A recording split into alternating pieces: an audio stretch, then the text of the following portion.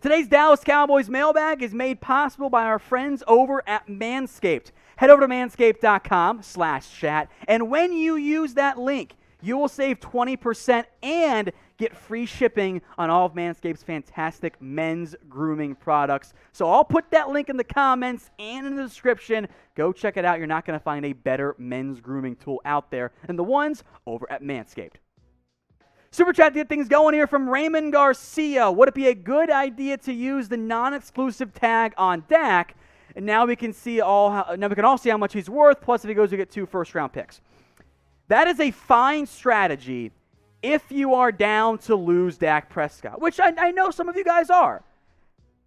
Here's the fallacy that I keep coming back to in this Cowboys argument. Every single one of their moves, with the way they've structured contracts, with the way they've handled the tag for Dak Prescott, has been no one else can have him but us, except for the actual contract offer. So I don't think the Cowboys would do it because they don't want to lose Dak Prescott. They just want to have Dak Prescott their way until there are no other options, at which point maybe next offseason they change their tune and make a bigger offer. From a deal 7, bone to pick. Zeke is not dead. He had only 242 carries last year under McCarthy. He still had 979 yards. That's almost 60 carries less. Here is the problem, is that in general, efficiency goes up the fewer touches you actually have. So in theory, you would anticipate Zeke being a little bit more effective because the volume went down, the average should go up. That was not the case for Ezekiel Elliott in 2020. And yes, the offensive line and the injured quarterback absolutely plays a factor into it. But Zeke Elliott, guys, is averaging 4 yards a carry. It's not very good. All right, from DeLunatic, keep/cut Looney, Cam Irving, Joe Thomas, sign Dak. You named, so first off, 3 of those guys they're all free agents. I'm down to bring back Joe Looney. I have to be kind of my backup, etc. I just don't care too much about Cam Irving or Joe Thomas. If you want to bring him back cheap, cool. If not, what's really the point at that point? They're just backups. You can find some of those guys pretty easily elsewhere.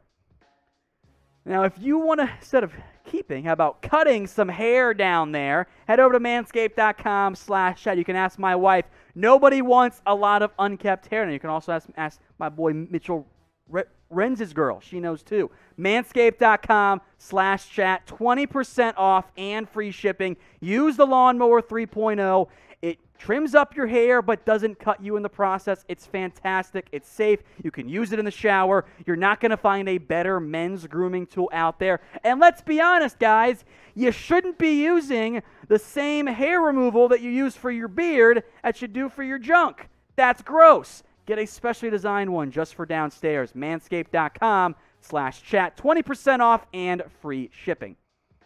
Emil Pedersen, Earl Thomas, bottoms up. Thank you. I was drinking before the show today. What is Gallup's trade value? A third? Like maybe a team like I'll throw out Green Bay or New England throws in a late second, but I think a third is probably more obtainable, which you would probably then immediately spend on getting a new receiver because you'll want a number 3 option as well. Donnell Graves, sign Earl Thomas and Clay Matthews. Yes, I believe in signing 2 players who did not play football last season. Nah, I'm good. Zachary Marquez, what would be the reaction if Dallas drafts Jaylen Waddle at number 10? Team 40 Burger is dead. Team 50 Burger is alive, both from the offense and the defensive perspective. If you take Waddle at 10, brings you some speed. It's a fun idea. You got to trade Gallup if you haven't already because there's no point in having those 4 receivers. All right, Tristan Brown, who's handling their quarterback situation the worst? Dallas, Houston, or Seattle? I'm going to rank them Houston, Dallas, Seattle in that order. And if the Cowboys don't pay Dak at any point, congrats, Dallas, you win the award for being bad. Are there any offensive players the Cowboys should go after in the draft? Offensive line, I don't want to go round 1, but I do think day 3 in particular, even another receiver on day 3. Those are moves I would strongly consider. Doing a quickly shout out, by the way, Moochie Gaming for his $5 super chat.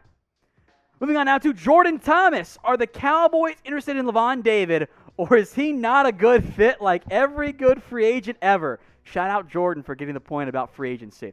Also, Zeke will have 1,200 plus rushing yards next year. I hope so. As for Lavonte Davd, there will not be interest from the Cowboys unless they were to move on from Jalen Smith, which for now seems unlikely. From Joey Drada, Tom, if you could redo one pick from the last 3 years, if anything, what would you change based off what we know now? I would find a way to secure Patrick Mahomes. Like, that's the pick I'd change because he's the best quarterback in the NFL. Beyond that, I'm going to power rank them as I trigger myself here. Taking Taco Charlton over, insert a bunch of players later, including TJ Watt. And also, of course, passing on Juan Thornhill to take Tristan Hill, which I will forever be triggered by. From Andres Lanes, are we a real GM away from making it to the Super Bowl? I wish it was that easy, guys. I know Jerry and Steven are convenient boogeymen. You kind of let Will McClay make a lot of those decisions. I think we really underestimate, I should say, how difficult it is to actually have sustained success in the NFL. To Jordan again, wonder if Dak is mad Zeke forced an early contract. It is ironic to me that if Dak Prescott had gone to Cabo instead of Zeke Elliott, and everyone would have been livid at Dak for quitting on his team or whatever you're going to say in order to get paid. Ironically, if Dak had done that, every party involved would have been better off. Instead, it was Zeke, and now we don't feel too great about it. But you had to make sure Jason Garrett had every asset available for one last run. From Gabe Flores, Earl Thomas. Bottoms up. I appreciate, Gabe, by the way. You're doing a $6.90 super chat. I like that. Danelle Graves, hey, Tom, can you see any of our backup players from all positions and both sides of the ball making the active roster? I mean, yeah. Of course. Like, you're going to keep some of your defensive ends. You're going to keep probably a linebacker or two. A safety, they'll probably find a way to keep Darian Thompson somehow again. You're going to keep your edges. Your backup offensive linemen are going to stick around if they're under contract. So, yeah, of course, they're going to keep some backup players on the roster.